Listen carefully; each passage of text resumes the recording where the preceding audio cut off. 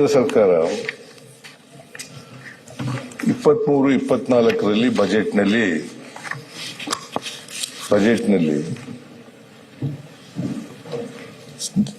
ಶ್ರೀಮತಿ ನಿರ್ಮಲಾ ಸೀತಾರಾಮನ್ ಅವರು ಹಣಕಾಸಿನ ಮಂತ್ರಿಗಳು ಅವರು ಬಜೆಟ್ನಲ್ಲಿ ಅನೌನ್ಸ್ ಮಾಡಿದ್ರು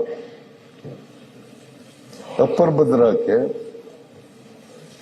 5,300 ಕೋಟಿ ಕೊಡ್ತೀವಿ ಅಂತ ಹೇಳಿದ್ರು.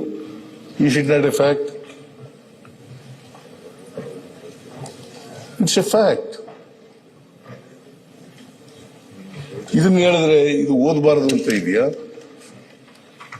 ಇದು ಅನ್ಕಾನ್ಸ್ಟಿಟ್ಯೂಷನ್ ಅಲ್ಲ. ಇವತ್ತಿನವರೆಗೆ ನಮಗೆ ₹1 ಬಂದಿಲ್ಲ.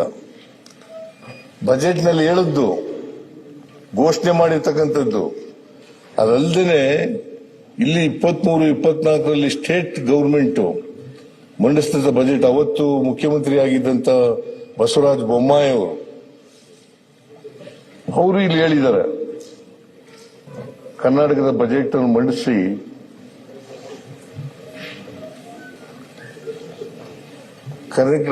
ಅನ್ನು ಮಂಡಿಸಿ ಬಜೆಟ್ನಲ್ಲಿ ಹೇಳಿದ್ದಾರೆ 5,300 ಕೋಟಿ ರೂಪಾಯಿ ಕೊಡ್ತೀವಿ ಅಂತ ಕೇಂದ್ರ ಸರ್ಕಾರ ಹೇಳಿದೆ. ನಾವು ಅದನ್ನ ರಾಷ್ಟ್ರೀಯ ಯೋಜನೆಯನ್ನಾಗಿ ಮಾಡಬೇಕು ಅಂತ ಕೇಳ್ಕೊಂಡಿದ್ದೀವಿ.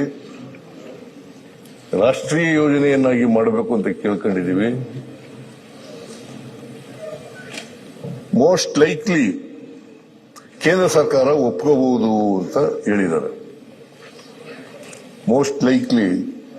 ಕೇಂದ್ರ ಸರ್ಕಾರ ಒಪ್ಕೋಬಹುದು ಅಂದ್ರೆ ಆಶಾಭಾವನೆಯನ್ನು ವ್ಯಕ್ತ ಮಾಡಿದ್ದಾರೆ. ಇವತ್ತವರೆಗೆ ₹1 ಬರಲಿಲ್ಲ.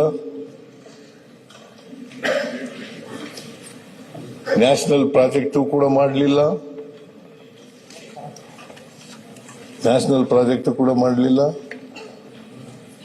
ದುಡ್ಡು ಬರಲಿಲ್ಲ.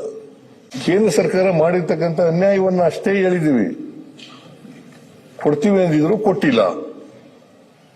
Is it not A fact? ರಾಜ್ಯಪಾಲರ ಮೂಲಕ, ಅವರ ಬಾಯಿ ಮೂಲಕ ಸುಳ್ಳು ಹೇಳಿಸ್ತಾ ಇದ್ದೀರಿ. ಇದು ಸುಳ್ಳ? ನೋ ಉತ್ಪ್ರೇಕ್ಷೆ, ನೋ ಊಹಾಪೋಹ.